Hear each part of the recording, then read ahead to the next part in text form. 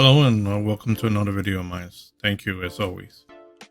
So I just wanted to, for example, in this video here, this is more of an introduction into the main video, which I uploaded right after this. Every so often, I'm going to upload videos that I find informative for myself and for you about, obviously about the main topic, which is mental health. Now, mental health incorporates a lot of different topics surrounding, mental disease, mental health, so many things. So, some videos can be informative. Some videos can be even entertaining. It all depends. And some a combination of both. Not every video has to be so serious. And, of course, there are quite a few entertaining things about mental health as well. So, having said that, one of the biggest questions that people generally have is, what is depression? How do you know when it becomes a problem? And actually, that's not a very hard question to answer. For example, everybody gets sad. Everybody gets depressed at some point in their life. This is only natural. We're all human beings and we all have feelings. Sometimes they're hurt. Sometimes we feel sad and sometimes we feel depressed. We're not always happy. Now, depression becomes a problem when, these are layman terms, of course, when, in a nutshell, it become everlasting in the sense that it does not want to go away.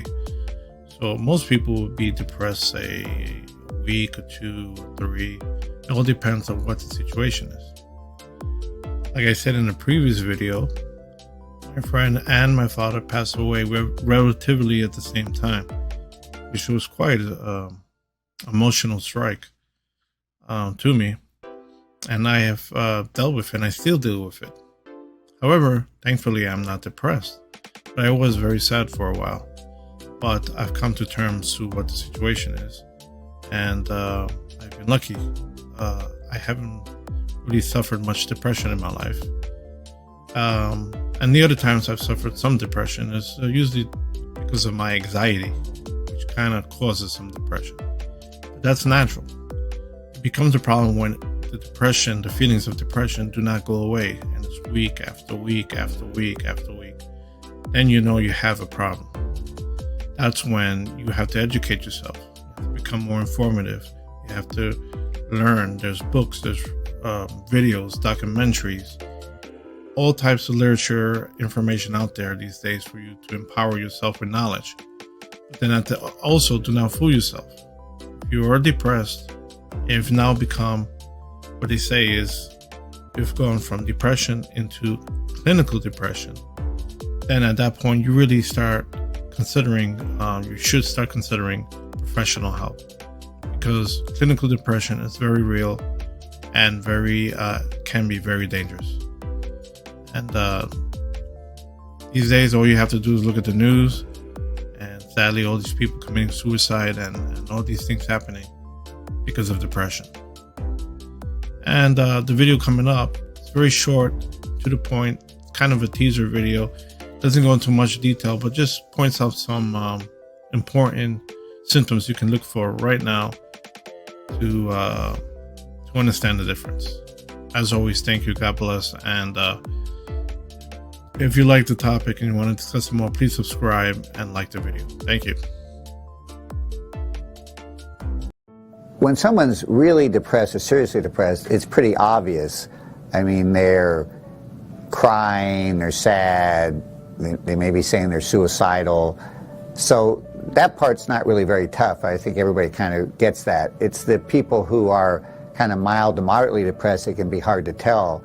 So there are important things to watch out for are like if people are more irritable than usual, that's kind of a common presentation of kind of a mild to moderate depression that is something you might not really think about. You might just chalk it up to like, they had a bad day. But so if someone's kind of irritable on like, going on weeks at a time, then you need to think about depression.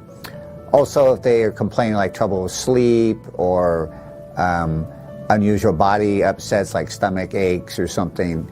So for people with mild to moderate depression, those would kind of be tips, clues.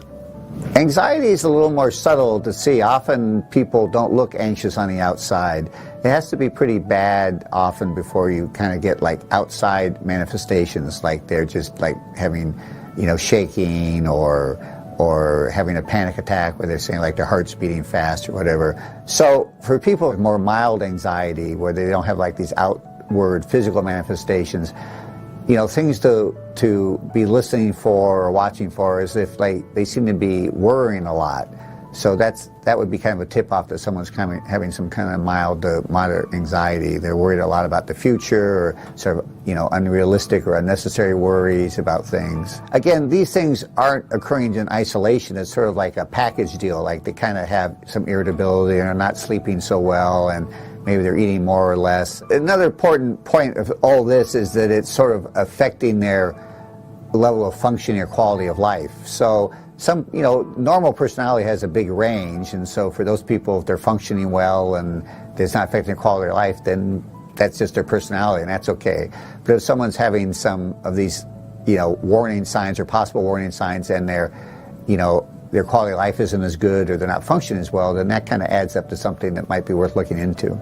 It's really not worth suffering in life and having a lousy life and lousy quality of life, as opposed to coming to see some professional to get help. Depression, anxiety are just physical illnesses, just like diabetes. You come see a professional and we help you get better.